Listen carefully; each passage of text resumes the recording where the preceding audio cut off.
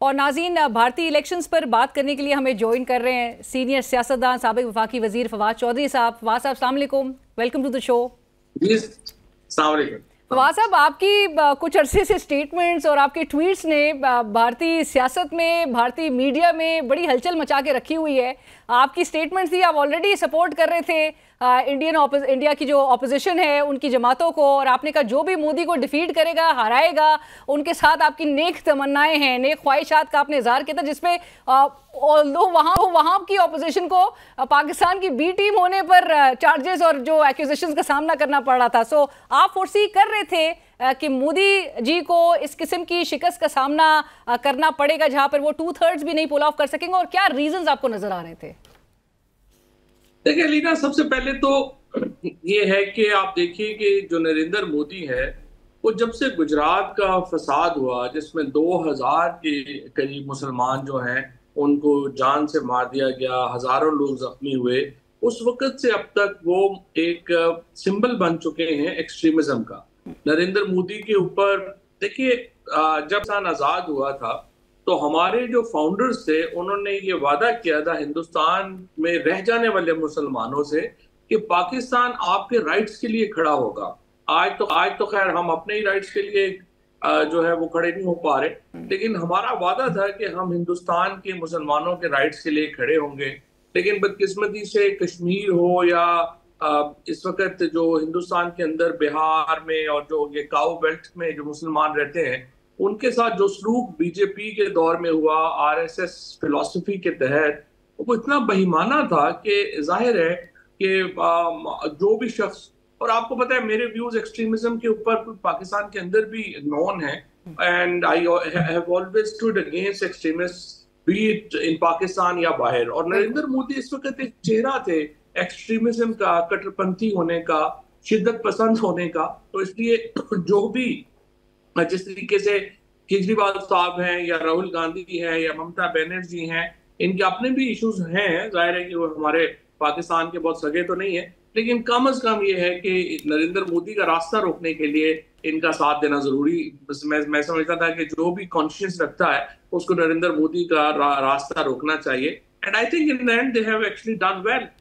आज जो रिजल्ट्स आए, राइट, बट फवाद साहब, उनकी स्टॉक मार्केट क्रैश की, और जो उनके बिजनेसमैन है गौतम अडानी, उनकी बिजनेस की जो 25% करीब स्टॉक वैल्यू जो है वो भी गिर गई।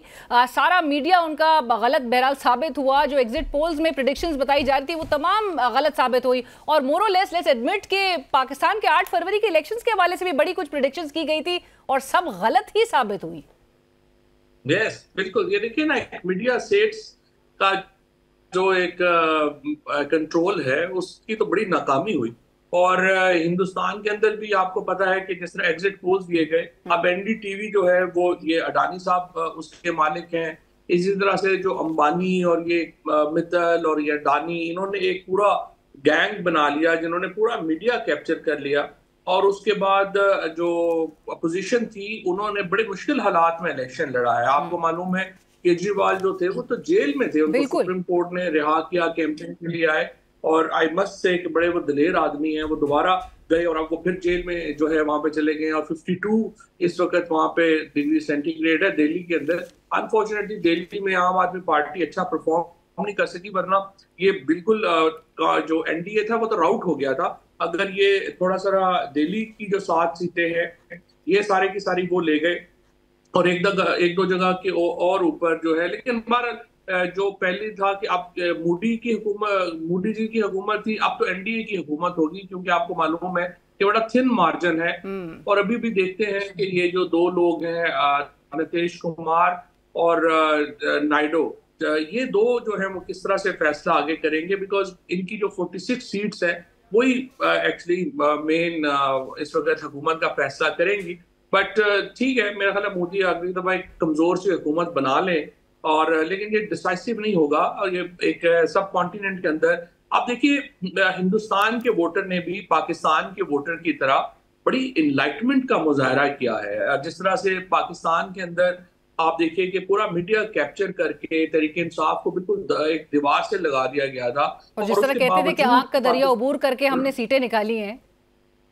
बिल्कुल, इसमें कोई शुबा नहीं। आपको मालूम है जो कुछ हुआ, जो हमारे साथ हुआ, हमारे नॉमिनेशन पेपर्स रिजेक्ट कर दिए गए, इलेक्शन ही नहीं लड़ने दिए गए, इसके बावजूद वोटर ने, और फिर किसी को बैंगन निशान मिल गया, किसी को तरबूज मिल गया, किसी को वो क्या मिल गया, वो सारे।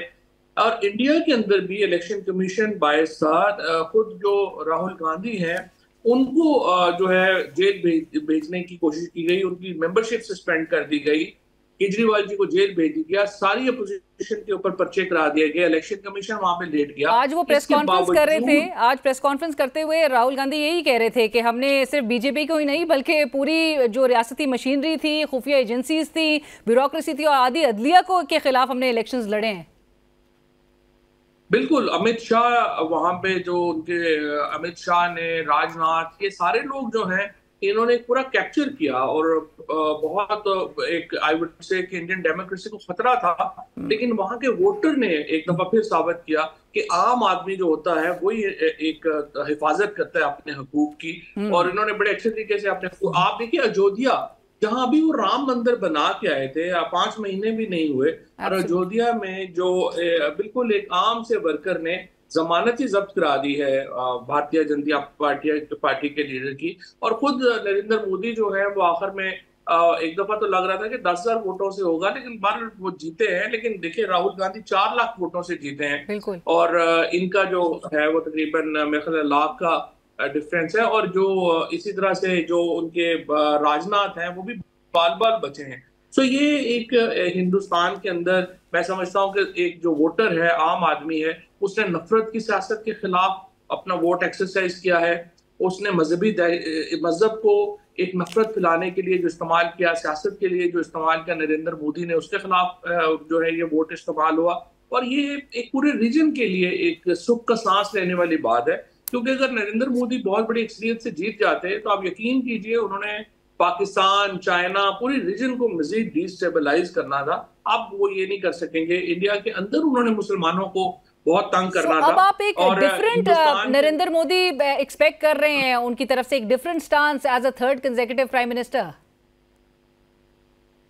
देखिए अब तो नरेंद्र मोदी के पास कोई फैसला कौन पावर उस तरह की रही नहीं है, क्योंकि देखिए उन्हें हर फैसले के लिए अपने अलायंस को अब देखना पड़ेगा। और जाहिर है कि जो नीतीश कुमार हैं वो इतने एक्सट्रीमिस्ट नहीं है। बहरहाल वो यहाँ पे भी आए थे, इस्लामाबाद में, लाहौर में भी आए थे, इस्लामाबाद में भी आए थे, और उन्होंने बिहार के अंदर उनका गवर्नेंस के एतबार से बड़ा एक समझिए कि डंका बोलता है, उन्होंने बहुत काम किया। इस तरह से जो नायडू हैं, चंद्रबाबू नायडू, वो भी बहुत एक्सट्रीमिस्ट उस तरह से नहीं है। लेकिन एक तो मुझे बड़ी खुशी हुई कि जो ये स्मृति ईरानी हारी हैं, ये कंगना रावत जीती, बड़ा अफसोस हुआ। लेकिन बहरहाल चले, थोड़ा सारा उसमें कंपनसेट हो गया, क्योंकि ये बहुत ही एक हेट मॉन्गर्स खवातीन थी जिन्होंने मुसलमानों के खिलाफ एक बहुत ही आप समझिए आग दिखाई हुई थी। देखो बात यह है अलीना के कोई भी चीज, ये जो शरीफ फैमिली को जो गलतफहमी थी, आपने देखा है कि भी उन्होंने गलतफहमी दूर कर दी अपने जलसे में, उन्होंने मजाक ही उड़ा दिया इनको पाकिस्तान बुलाने के ऊपर। देखिए मसला ये है, हिंदुस्तान के साथ अच्छे ताल्लुकात हम चाहते हैं, पाकिस्तान के अंदर एक जनरल कंसेंसस है कि हिंदुस्तान से ताल्लुकात अच्छे होने चाहिए। लेकिन मुझे आप ये बताओ कि अगर अगला आदमी ये समझता है कि मेरे से हाथ मिलाने से वो इम्प्योर हो जाता है, नापाक हो जाता है, तो आप मुझे बताएं ताल्लुकात कैसे होंगे? बिल्कुल, ये तो मुमकिन नहीं है ना।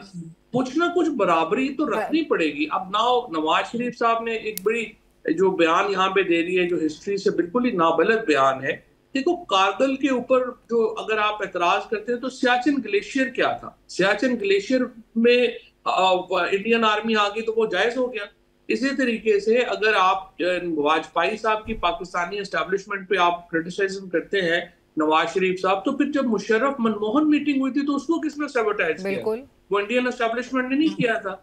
सो ये एक चीज देखिए बैकग्राउंड है, ताल्लुकात अच्छे होने चाहिए। पंजाब को तो बड़ा फायदा है क्योंकि बट फवाद साहब पंजाब ओपन होता है। लेकिन अब इन रिजल्ट्स की इस रोशनी में आप दोनों ममालिक के दरमियान अब किस तरह के रिलेशंस आप एक्सपेक्ट कर रहे हैं? मेरा नहीं ख्याल इसमें कोई अभी इस वक्त कोई ज्यादा रिलेशनशिप की बात हो सकती है, क्योंकि देखिए पाकिस्तान में तो इंस्टेबिलिटी ही बहुत ज्यादा है। इतनी इंस्टेबिलिटी में तो पाकिस्तान तो इस वक्त मेरा नहीं ख्याल, हम तो डे टू डे अफेयर चला रहे, बाहर की तरफ तो हम देख ही नहीं रहे। हमारे तो जो इस वक्त फॉरेन अफेयर्स में हम आप मुझे तो ऑब्वियसली बीइंग अ नेशनलिस्ट मुझे तो बड़ा ही दुख हुआ कि जब सऊदी अरेबिया ने इसराइल के ऊपर 5 इस्लामी मुल्कों को अपनी बुलाया एडवाइजरी के लिए, तो हम पाकिस्तान जो इस्लामी दुनिया की वाहिद एटमी ताकत है, सबसे बड़ी फौज है, हमें उन्होंने बुलाने की जहमत भी नहीं की है। तो हमारी इस वक्त जो आई वुड से कि जो एक इंटरनेशनल रेलिवेंस है वो बड़ी नीचे है, और हमारे फॉरेन मिनिस्टर का भी नहीं पता चल रहा कि वो है या नहीं है, और किसी के ऊपर हमारा कोई व्यू ही नहीं है किसी चीज के ऊपर।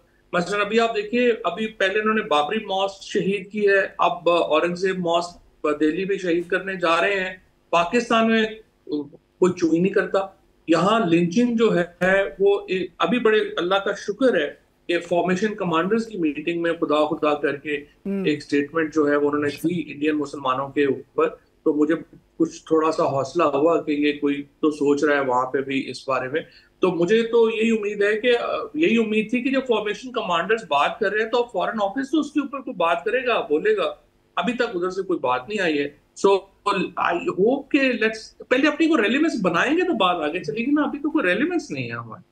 राइट अभी तक आप कहते हैं कि हमारी कोई रेलेवेंस नहीं है, but thank you so much Fawad साहब, बहुत शुक्रिया आपके वक्त का। सियासतदान साबिक वफाकी वजीर फवाद चौधरी साहब इस वक्त हमसे बात कर रहे थे, जिन्होंने कहा कि तमाम जो एग्जिट पोल्स में प्रेडिक्शंस थी, तमाम मीडिया था जिस तरह से गलत साबित हुआ, और हिंदुस्तान की भी आवाम ने इस बात का इजहार कर दिया है अपने वोट कास्ट करके कि वो जो नफरत की सियासत है, जिस तरह के बीज बोए जा रहे थे और एक लंबे अरसे से जिस तरह से रैलीज में जो नारे लगाए जा रहे थे उसको रिजेक्ट किया है इंडिया की आवाम ने। और उन्होंने अपना फैसला जो है वो एक ऐसा फैसला दिया है कि जिससे जाहिर होता है कि अब इस दुनिया भर की जो आवाम है, जो वोटर है, वो बड़ा बाशऊर हो चुका है, वो बड़ा अवेयर है। सो इसको अब हल्का मेरे ख्याल से सियासी जमातों को नहीं लेना चाहिए।